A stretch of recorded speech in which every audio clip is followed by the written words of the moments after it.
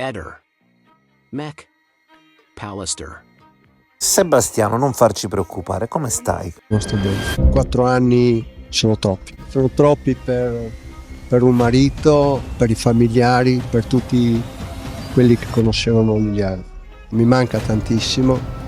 Sto vivendo in questa casa praticamente da solo. Claudio sostiene che c'è una regia occulta e anche Sergio la pensa allo stesso modo. Per caso sei tu il regista? Cose qua domande non posso rispondere. Mi viene da ridere, scusami. In questi casi in cui scompare la moglie di una persona, certamente il marito è il primo a essere sospettato. Dopo 2 anni viene fuori l'albergatrice che dice che noi litigavamo. Dopo 3 anni viene fuori il preparatore anatomico che dice sai, io forse un movimento ho rotto questa vertebra. Dopo 4 anni viene fuori un pizzaiolo che dice ma sai Liliana gli ho dato questi cioè dove siamo arrivati? Beh, Jack lo squartatore e Buonocore hanno cercato di aiutarti, ma in realtà non conoscevano praticamente Liliana, mentre l'albergatrice la conosceva molto bene, era un'amica che tu stesso invitavi spesso a casa tua a mangiare. Però diciamo la verità, un personaggio come Buonocore ci mancherà, speriamo che possa tornare un altro sabato a casa tua dicendo magari che aveva venduto stavolta a Liliana un cordino. Ma perché è venuto a casa mia dopo tanto tempo?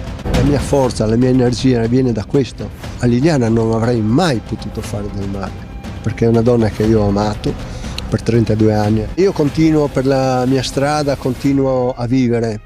Questo è quello che ho promesso a Liliana. Ho promesso che io continuerò a vivere. Liliana doveva essere eliminata, punto. Probabilmente perché sapeva delle cose che non doveva o non poteva portarsi via da casa.